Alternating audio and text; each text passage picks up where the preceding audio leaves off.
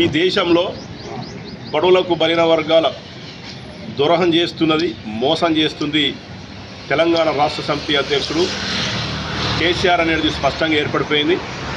మొన్న జరిగినటువంటి అసెంబ్లీ సెషన్లో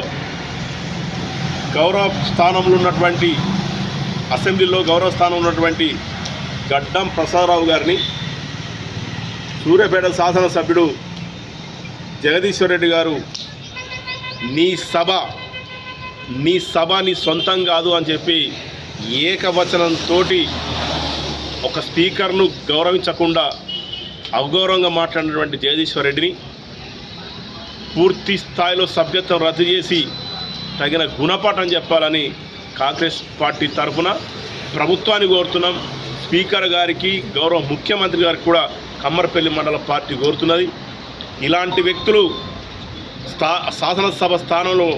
శాసనసభలో ఉండడానికి అనర్హులు. ఎందుకంటే మొదటిసారి శాసనసభ్యుడైనటువంటి వ్యక్తి కాదు జగదీశ్వర్ రెడ్డి. 3 సార్లు ఎన్నికైనటువంటి శాసనసభ్యుడు, ఒక మంత్రిగా ఉన్నటువంటి శాసనసభ్యుడు అంటే స్పీకర్ స్థానం ఉన్నటువంటి వ్యక్తిని ఏ రకంగా అగౌరవపరిచడం ఏర్పడిపోయింది.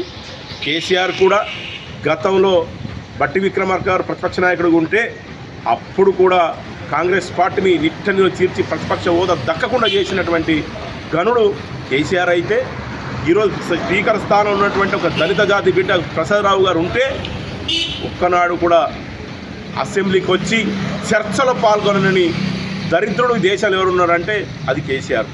కాబట్టి మొన్న జరిగిన బీసీ కులగణన తీసుకున్న బీసీ కులగణన కూడా కుటుంబ సమగ్ర సర్వేలో కూడా కేసీఆర్ కుటుంబం పాల్గొనలేదు. అంటే దీన్ని బట్టి చూస్తే కేసీఆర్ కుటుంబం, కేసీఆర్ అనుచరులు జగదీశ్వర్ రెడ్డి గారు బడుగులకు బలిన వర్గాలకు ద్రోహులుగా తెలిసిపోయింది. వీళ్ళను చరిత్ర క్షమించదు.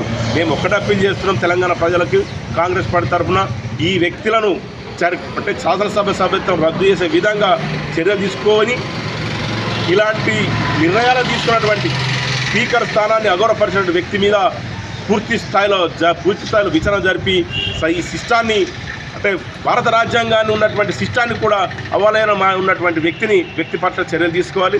దీనిని తెలంగాణ రాష్ట్రంలో ఉన్నటువంటి బడుగులు బలైన వర్గాలు, విద్యావంతులు, మేధావులు కూడా ఆలోచించాలని చెప్పేసి పార్టీ తరఫున కాంగ్రెస్ పార్టీ కోరుతుంది.